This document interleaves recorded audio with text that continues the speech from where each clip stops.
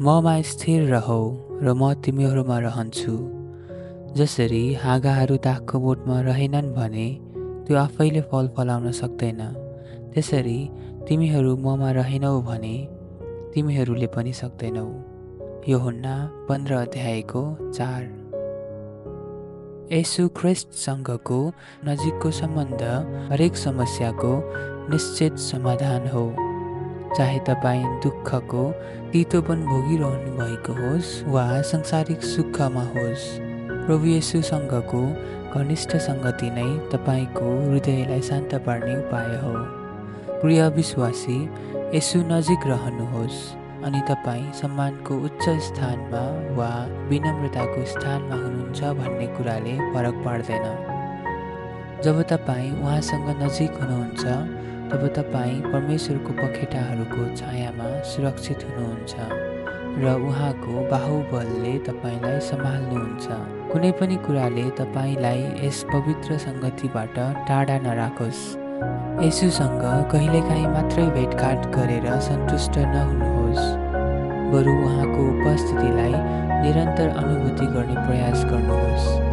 उहाँ बिना तपाईँलाई न साँचो शान्ति प्राप्त हुन्छ न सुरक्षा।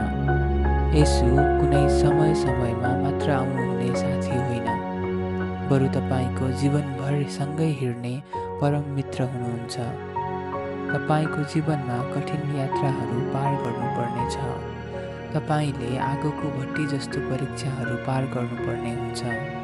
त्यसैले सद्रक, मेशक र अबेदनगो जस्तै येशूको साथमा रहनुहोस्। तपाईँले आफ्नै कमजोर पक्षहरू र पापसँग लड्नुपर्ने हुन्छ। त्यसैले यहोशूले जस्तै प्रभुको सेनाको प्रधानलाई आफ्नो अगुवा बनाउनुहोस्। तपाईँको जीवनमा अनगिन्ती प्रलोभनहरू आउनेछन्, त्यसैले याकुबले जस्तै परमेश्वरलाई समात्नुहोस् र उहाँबाट आशिष लिन आग्रह गर्नुहोस्। हरेक परिस्थितिमा, हरेक अवस्थामा तपाईँलाई येशूको आवश्यक पर्दछ।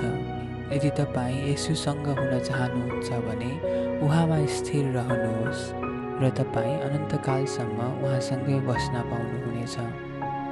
आउनुहोस् प्रार्थना गरौँ। हे प्रभु येशू, मलाई सधैँ तपाईँको नजिक राख्नुहोस्। सुखमा होस् वा दुःखमा, बलियो हुँदा वा कमजोर हुँदा म तपाईँको प्रेममा स्थिर रहन सकूँ। जीवनको कठिन यात्रामा तपाईँ नै मेरो मार्गदर्शक हुनुहोस्। परीक्षामा मेरो शरण हुनुहोस् र प्रलोभनमा मेरो बल हुनुहोस्। म तपाईँको प्रेममा रहन सकूँ, तपाईँको सङ्गतिमा ताजा हुन सकूँ र तपाईँमा सधैँ सुरक्षित रहन सकूँ। हे प्रभु, म तपाईँमा जीवित रहन सकूँ ताकि अनन्तकालसम्म तपाईँसँग रहन पाऊँ। आमेन।